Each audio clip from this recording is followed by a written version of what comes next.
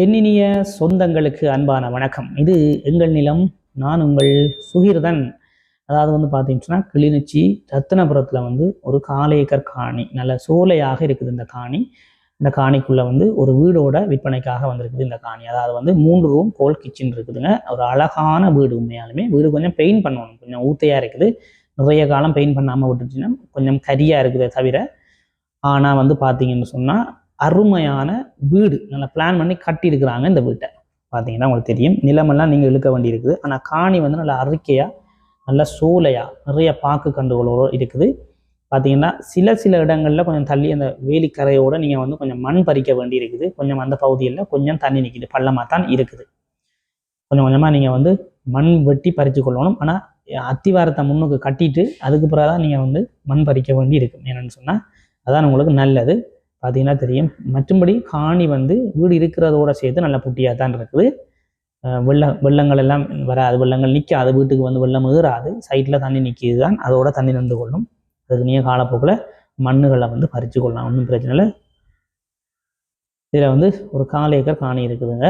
உண்மையாலுமே ஏனையின் வீதியிலிருந்து அவ்வளவு தூரமும் இல்லை, சரியாக ஒரு 1 கிலோமீட்டர் தூரத்தில் தான் இந்த காணி வந்து அமைஞ்சிருக்குது.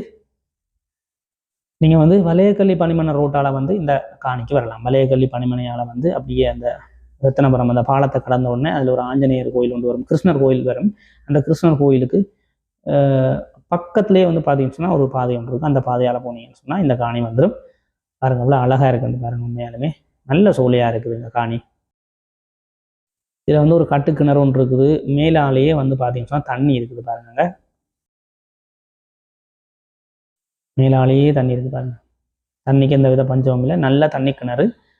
அதே மாதிரி நிறைய மரங்கள் நிற்குது. தென்னை மரம் வந்து பார்த்தீங்கன்னா காய்க்கக்கூடிய தென்னை மரங்களே ஒரு 30 தென்னை மரங்கள்கிட்ட இருக்குது காணிக்கல. பயன் தரக்கூடிய மரங்களாக இருக்குது 30 தென்னை மரங்களும்.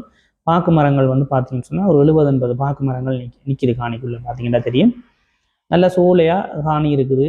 அதே மாதிரி தேசி மரங்கள் இருக்குது, மாமரங்கள் நிற்கிது.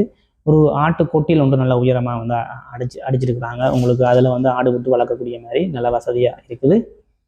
பாருங்கள் எவ்வளவு சோலையாக இருக்குன்னு பாருங்கள். காணி வந்து அற்றுமையாக வச்சுருக்காங்க காணியை. நீங்கள் வந்து சுற்று மதிலை கட்டி போட்டு மண்ணை பறிச்சு விட்டீங்கன்னா இந்த மாதிரி ஒரு காணியை வந்து எடுக்க மாட்டீங்க. அப்படியான காணிங்க. வீடு வந்து வடிவாக கட்டியிருக்காங்க பிளான் பண்ணி. நான் உங்களுக்கு கொண்டே காட்டுறேன். ஆனால் வீடு ஃபுல்லாக கொஞ்சம் கரியாக இருக்குது, நீங்கள் வந்து பெயிண்ட் பண்ணணும், அதான் ஒரு பிரச்சனை. மற்றபடி ஒன்றும் இல்லை. இங்கே வந்து சுற்றி வர வீடு இருக்குது, அங்கால பக்கம் வந்து வயல் இருக்குதுங்க. ஆடு மாடுகள் கோழிகள் பண்ணைகளுக்கு சூப்பராக இருக்குது இந்த காணி. முன்னுக்கு பெரிய ஒரு வெளி ஒன்று இருக்குது, விட்டு வளர்க்கலாம். வந்து பார்த்தீங்கன்னா தெரியும்.